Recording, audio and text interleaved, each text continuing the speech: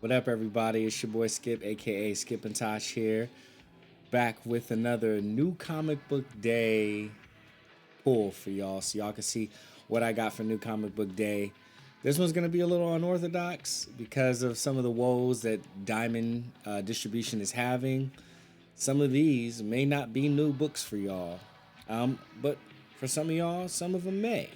So we'll see when we get to it. But I appreciate everybody tuning in for another installment of Skip's New Comic Book Day haul. Um, Quick bit of housekeeping. Gotta support and appreciate the channel sponsors for this channel. You see them both up there. We got Tabu Ohana. Dang it, I almost had it. We got Tabu Ohana gaming chairs, office chairs, up to 45% off select chairs right now. If you look on the website, crazy big discounts. It's almost 50%. And if you put in the discount code SKIPTC, SKIPTC, get $40 off of your order. So if you're to upgrade your own chair or a gift for that gamer, that office professional in your life, get yourself a Tabu Ohana. And look at that embroidery right there with the name right in the seat. Put that back pillow back there. Take it to the next level. So Tabu Ohana, don't apologize, be yourself. Link in the description below for that. And then of course, let's see if I can get it properly. Yeah, there we go. Computer Booter, gaming shop, repair shop, as well as a gift shop. So if you're looking for a gift for that anime lover in your life, that gamer in your life, or if you just want to play some PC games, don't have a really good machine to do so yet, you can go there, rent a PC, rent a console, take your friends, nice spot to hang out. Dave got snacks down there because he knows people be there for hours. Gaming tournaments happen there as well, an electronic repair shop. So if you got a PC, Mac, or a gaming console that's not working, give a call to Dave. Super chill dude. He can, take it down there, get a quote, see if he can get you fixed up. Carmichael, California, so you do got to be local to the Sacramento area, but it is a fantastic place to go. I miss how I used to hang out there so much. I just go in there like every now and then when I need something now, but those gaming tournaments for Super Smash Bros. Used to be so fun. They get lit in there. And so, yeah, check out Computer Booter as well. Links to both in the description below. But here we go, new comic book day. So I'm gonna put up a book that I'm not sure how many people are reading. First and foremost, Vinyl issue number 6. It is the last issue of this series. It ends here. It's been a crazy ride.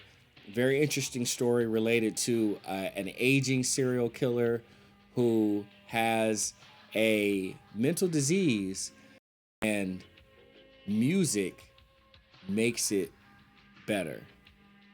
But it's been like, I'm not used to being so interested in books that are kind of very graphic in their violence, especially graphic in like the damage that it does to like bodies and stuff about serial killers with like gratuitous violence. But the thing here is, for whatever reason, the art style of it is more palatable to me, especially with Dave Stewart's colors.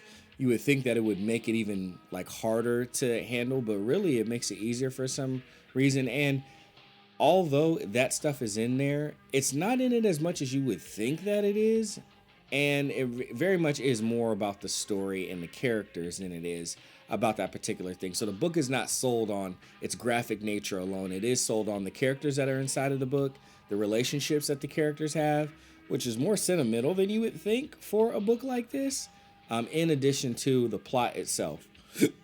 Excuse me, which I don't want to act like it's the strongest plot in the world, but the way that the characters are portrayed in here gives a proper motivation and determination for the plot. So I think this book will surprise a lot of people. If you didn't start out in the beginning, of course you could trade weight, but you'd probably be able to find the issue ones fairly easily if you're interested in this book. So I just want to give, I think this is Matthew Wagner.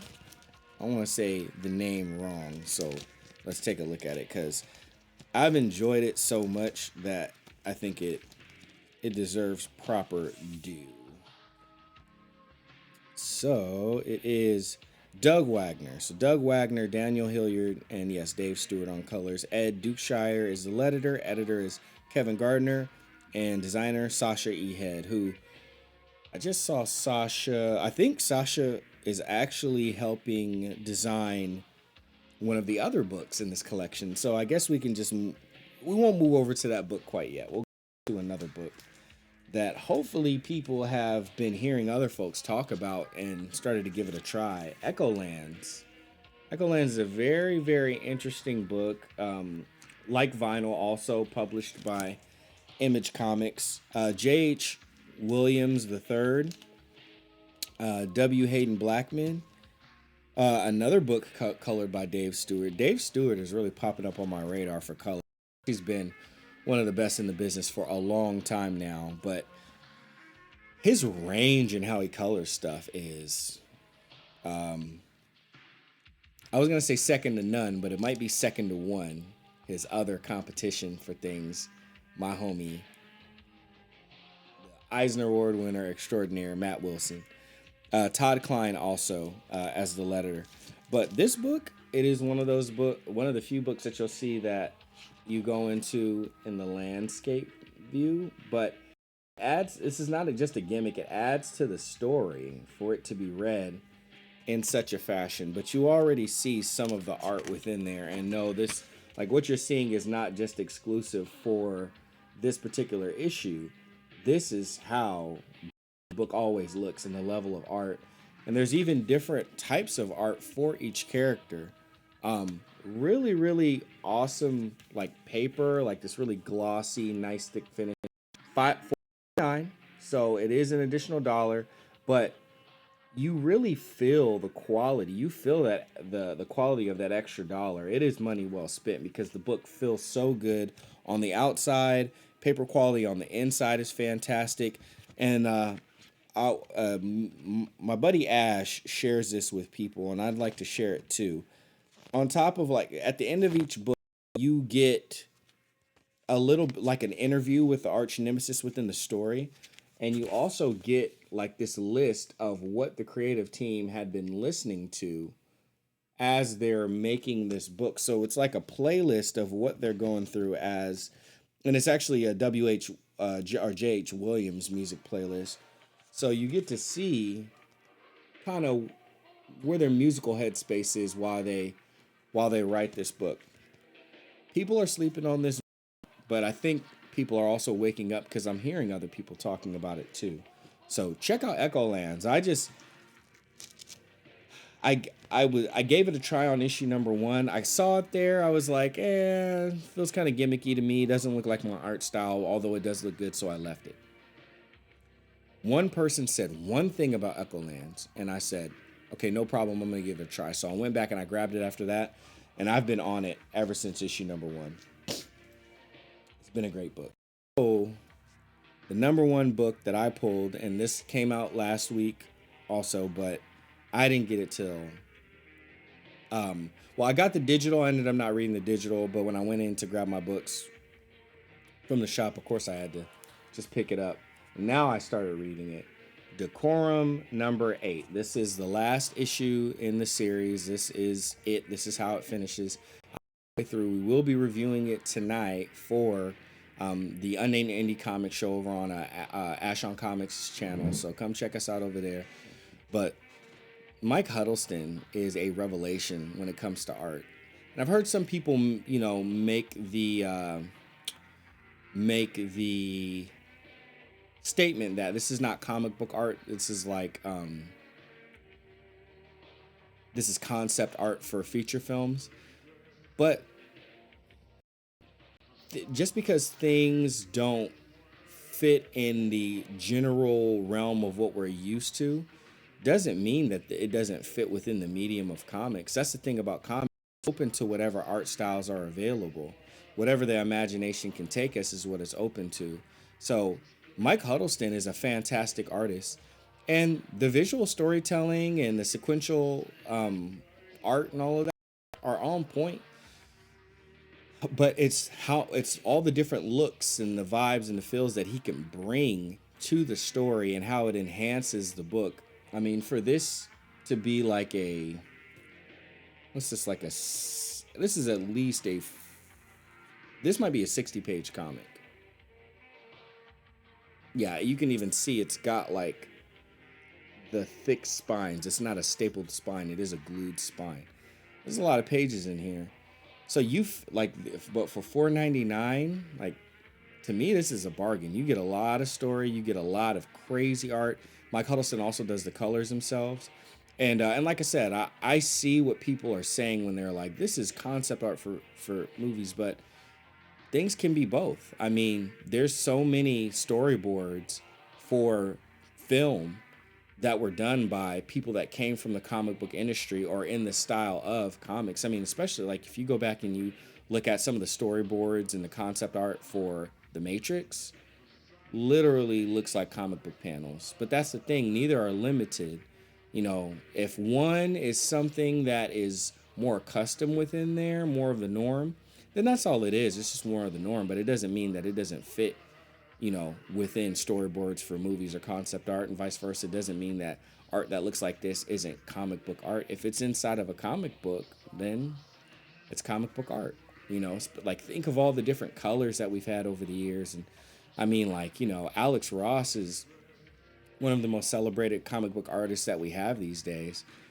Like, I'm not, just because he paints and whatnot, like, I'm not going to say that's not comic book art. Or someone like even Matt Kent or Jeff Lemire, you know, they, you know, do line work and then they do watercolors and stuff. I'm not going to say that that's not comic book art. It's art within a comic book. So it's comic book art. It just may not be what people are accustomed to seeing.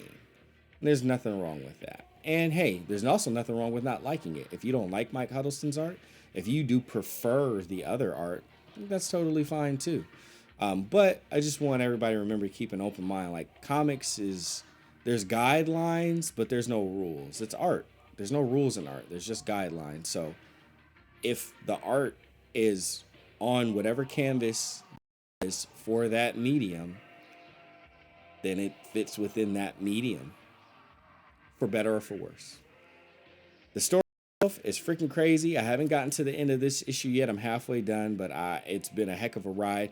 It does have a slightly different tone overall from the rest of the Decorum issues, and not to say that some of that tone wasn't in those issues also. It was. Just, at least for the first half of the book, it's very heavy on a particular tone.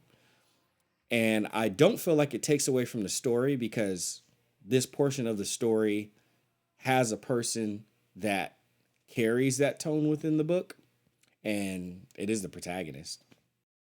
But I just want to get people prepared for that if you haven't purchased this issue yet and you intend on reading it. So just prepare yourself for a certain type of tone in the beginning of the book. But if you've been reading all the issues, it's not going to be that foreign to you. And I would also say let go of your expectations, not what you expect as far as quality, but what you expected as far as what this story is going to offer, because so far it's not what I was expecting. But when I let go of my expectations and just looked at is it quality, and is it continuing the story, and is it true to what I've gotten previously in the story? Yeah. Maybe I usually eat mashed potatoes for Thanksgiving. Maybe it's got more mashed potatoes than usually my normal portion of mashed potatoes, but it's still mashed potatoes. I still love them. I'm still eating it. So I'll let you guys know, of course, how I think of the rest of the book when we get to the Unnamed Indie Comic Show over on Ash on Comics channel. But so far, I have really been enjoying it, and I'm not sad to see this one in. I'm happy to see this one in. It needs to end, and we need to move on to the next thing. I definitely have been appreciating this book. So, thank you, Jonathan Hickman. Thank you, Mike Huddleston. And thank you, Sasha E. Head, who was who I mentioned as being one of the designers for that vinyl book by Doug Wagner and Hilliard earlier. Sasha E. Head is also graphic design help for the Decorum book. And the Decorum book has some awesome graphic design. Like, I'm not saying that right there particularly is knocking out of the park, but I just like the consistency of how it goes, the simplicity of the design. And just to give y'all a little bit of the bam. So it goes the entire cover. Mike Huddleston on the cover. And I do want to give y'all a little bit of an idea of the variety of art that you get in the book if you're not familiar with this book. So here goes some of it, and these are more like kind of muted tone, more just inks with a little bit of dang it. Justin just told me what these are considered, where you just kind of have like the grays. So so it is colored, but in a particular way there. And you can see the colors advance a little bit more there. We introduce a few more. And then you have totally different parts. So let's say we switch up to this part right here. And I think, so this is the same artist, Mike Huddleston. And I think when people see this particular art from Mike Huddleston, I think this is what people are saying is concept art, not comic book art. But it's the same artist. So what you saw on the back cover is comic book art. What you saw on the first few pages is comic book art. That's comic book art too, because it's in a comic book. But yes, you may be accustomed to seeing that as concept art for like a lot of Marvel stuff these days. And then you can see a little bit more of, you know, a tone change, all within the same art, but you see a little bit more of a tone change there too. And it goes out even further in particular areas, but that's enough showing you those preview pages for now. Anyway, that's what I pulled. That was supposed to come last week. Some of my other books that I pulled got moved. They got rescheduled. So they didn't end up coming out on that date like I thought. And I do have a few more books that came out today, but they're bad idea books. And I'm not going to go out there quite yet and grab those because I have to take a little trip, little far. It's about an hour drive for me to go pick up my bad idea books. So I'm not going and grabbing those quite yet. But when I do get them, those will be on my next new comic book day video thing. So thanks everybody for tuning in. I appreciate it. This video went a little bit longer than I expected, but I always thank you guys for, tuning in and being in the comments. It's really appreciated. It means a lot to me. I take time to make these videos just because I love comics and I love talking to y'all about them. And keeps me out of trouble. Your boy Skip will see you next time. Peace.